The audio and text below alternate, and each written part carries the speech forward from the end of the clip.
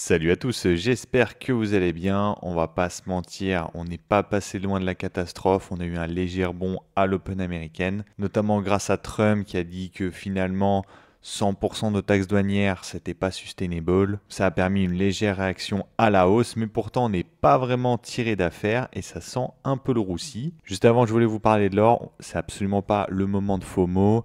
On voit carrément des queues chez les vendeurs d'or physique. Les personnes font la queue pour acheter de l'or physique. C'est un gros signal de top. Et c'est pareil sur tous les métaux. Le silver, le palladium aussi, qui est beaucoup hype en ce moment. Si jamais l'or commence à dévisser, absolument tous les métaux précieux vont dévisser. Au même titre que sur les crypto-monnaies, si BTC se prend à moins 10%, en général, ETH et tous les autres altcoins prennent cher aussi. Déjà, si on se met en daily, on voit qu'on va sûrement clôturer en dessous et que du coup, on va passer sur une structure baissière en daily sur le BTC. On a donc cette zone juste ici. On ne va pas prendre en compte la mèche du vendredi. On aurait donc dans toute cette structure une trading range juste en dessous. Après la clôture, le fait qu'on soit revenu juste ici, je considérais qu'on était encore bullish puisque finalement on n'avait pas clôturé en dessous. Mais là on voit bien qu'on commence à s'initier en dessous. C'est aussi le moment où il y a le plus de chances de faire une réaccumulation parce qu'en dessous de la tiers, c'est là où il y a le plus de chances de se retourner pour repartir vers le nord. On verra bien, mais en attendant cette potentielle réaccumulation, on passe bearish puisque ce lot a été brisé.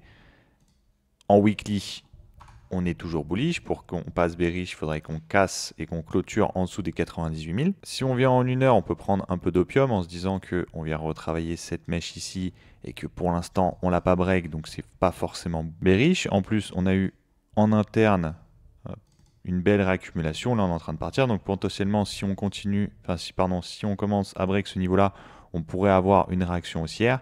Ce qui ne veut pas dire qu'on va tout de suite partir to the moon, hein.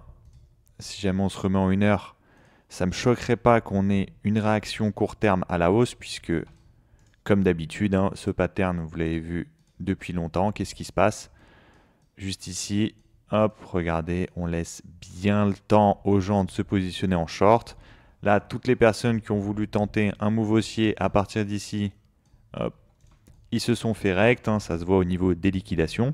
En 24 heures, il y a eu 1,2 milliard de liquidations, sûrement des personnes qui ont dû essayer de se refaire en mettant des longues. D'autres personnes aussi qui ont dû jouer la purge et la remontée haussière. C'est ce que j'ai tenté de faire aussi, sauf que à chaque fois, je me faisais prendre en BE. Donc l'avantage, c'est que je prenais des setups haussiers. Comme on est dans un environnement qui est quand même vachement bearish, je me positionnais mes stop loss directement à BE dès que le prix commençait à partir.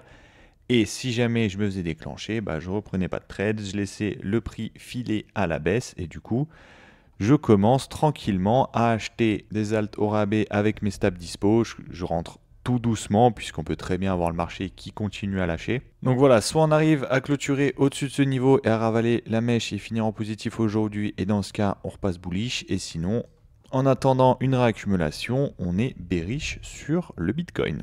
ETH qui est un peu plus performant à court terme, même si il était moins performant il y a quelques jours, donc au final lui il était déjà passé bearish. Il avait break ce niveau-là, même s'il l'avait réintégré juste ici, on peut voir qu'il avait quand même un peu galéré. Hop.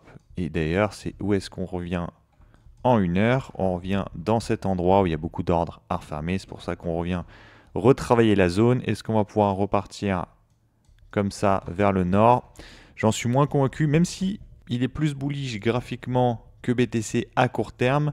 Malheureusement, je trouve que sa construction est beaucoup plus belle à la baisse que le BTC. BTC, on a vu qu'il y avait des zones encore à venir aller chercher. ETH, il n'y a plus rien. Il est venu récupérer sa zone ici. Il est venu refermer les ordres juste ici. Là, regardez cette petite mèche qui revient ici. Là, pareil, hop, on revient ici. En fait, les impulsions sont pas comme sur le BTC. Je vais vous remettre BTC. Vous avez vu, genre, vous créez des lignes juste ici. Tac, tac. Ça, c'est des ordres à venir les rechercher. Alors que sur ETH, vraiment, il y a tout qui est clean, il y a tout qui est refermé, il n'y a rien à aller chercher. La chose à aller potentiellement rechercher ce AA, et encore vraiment, ce serait vraiment genre juste ici, histoire de. Parce que là, vu la pression, vendeuse, il n'y a même pas besoin. Je pense qu'il est un peu plus résilient. En fait, il est un peu plus résilient parce qu'il cherche à refermer les ordres pour continuer sa baisse. C'est ce que je pense actuellement. Et ça voudrait dire que on est actuellement, du coup, bearish. Si jamais on arrive à repasser pareil ce lot-là qu'on vient refermer par ici, on pourrait parler d'une potentielle hausse. Sauf que comparé à BTC, où on peut parler d'une manipulation en dessous de la tiers pour aller vers le high, en fait, on l'a déjà fait juste ici, donc ça veut dire que la manipulation, malheureusement, se situerait en dessous de sa zone et ça lui ferait passer en bearish aussi sur une zone weekly. Donc, si jamais c'est le cas, il faudra vraiment pas trop tarder en dessous de ce niveau-là avant de repartir. Tao, bon, en weekly, il est dégueulasse, hein. On va pas se mytho. Quand tu ouvres la chart et que tu vois cette grosse mèche juste ici, c'est infect. Mais si jamais vous mettez en daily, vous voyez qu'il y a une grosse résilience, une grosse mèche juste ici. Si jamais vous mettez en 1 heure, en fait, vous voyez, regardez cette grosse trendline là, qu'on peut venir totalement break. Les personnes sont en train de shorter. Vous voyez bien que là, il y a eu un low. On revient ici, on referme là, juste ici. Et on arrive à accumuler. Moi, je pense qu'on va faire un truc comme ça, revenir sur la trendline et après partir. Ça ne me choquerait pas. Malheureusement, bon, si BTC, ETH crash, bon, il y a tout qui va crash.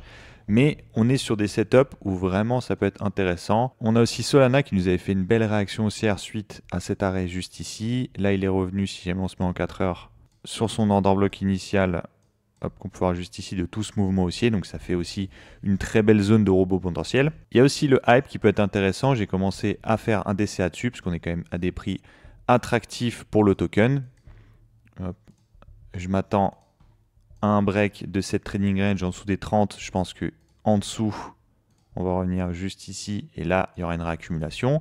Sauf que je me méfie avec le hype parce qu'à chaque fois que j'ai attendu une correction, une réaccumulation, vu qu'il y a un système de buyback, en fait, ça triche un peu sur les zones puisqu'il y a quand même une pression acheteuse en continu. Donc en général, ça ne revient pas sur les zones que j'attends. Honnêtement, le protocole reste super solide et ça reste un altcoin, je trouve, à avoir en portefeuille. Le link qui peut commencer à être intéressant, même si personnellement, je l'attendrai plus dans cette zone ici, mais on peut voir qu'il est revenu sur cet order block initial de tout ce mouvement haussier. Ça peut être intéressant de commencer à s'y intéresser.